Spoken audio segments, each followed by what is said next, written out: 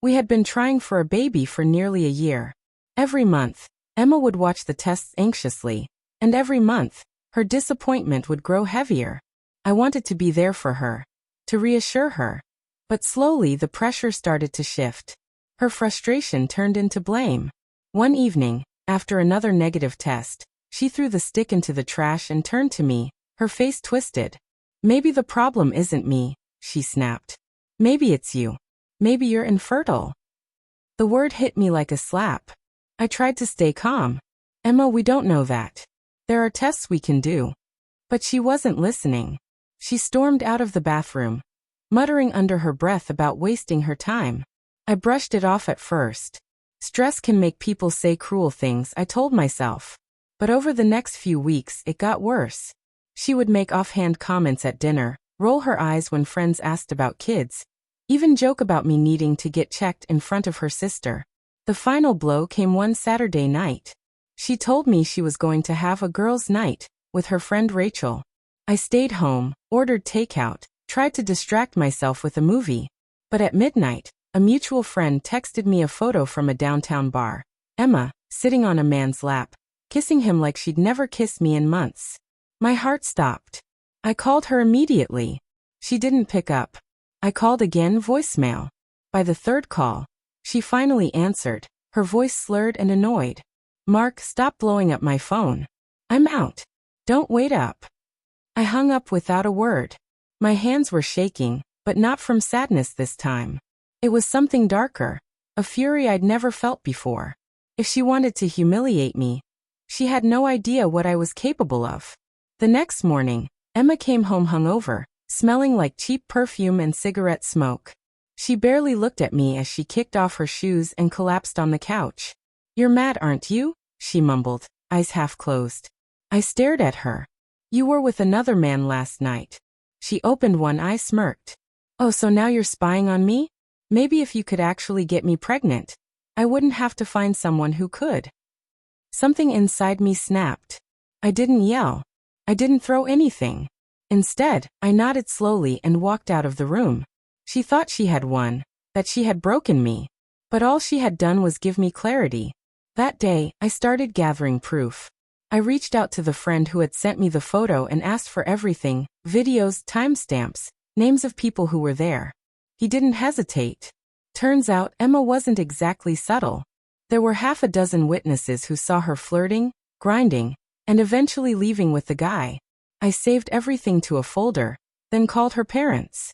I told them I wanted to organize a family dinner that weekend, something we hadn't done in months. They were thrilled. "Emma will love that," her mother said. Oh, she wouldn't.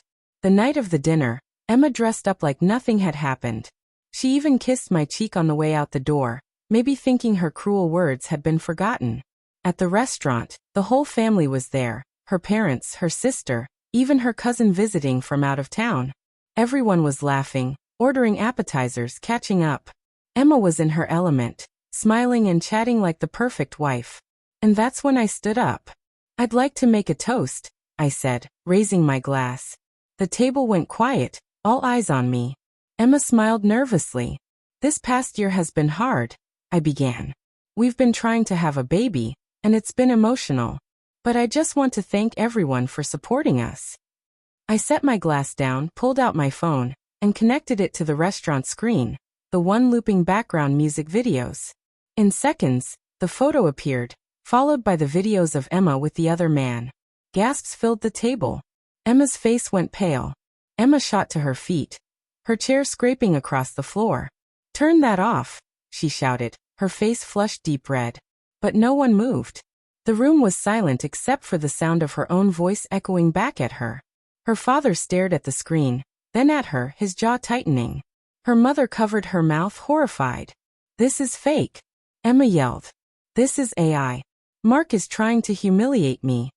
I calmly turned to the table.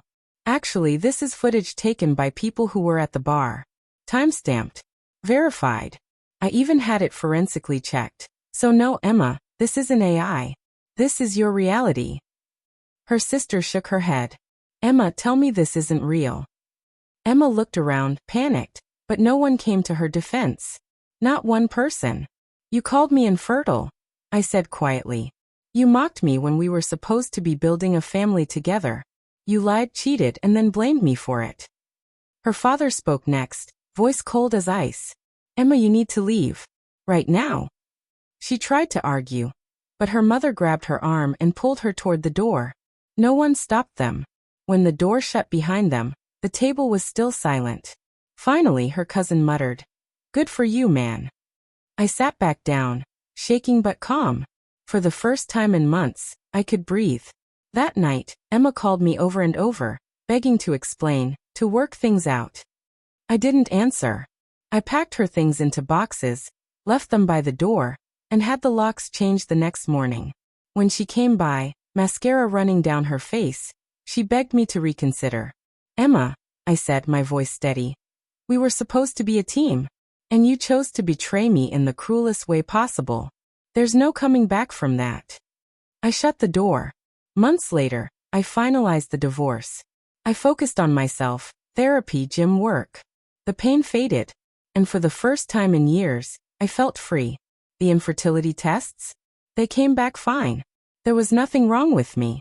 Turns out, Emma had been the one avoiding trying for a baby seriously all along. I didn't lose a family that night. I lost someone who was never really on my side.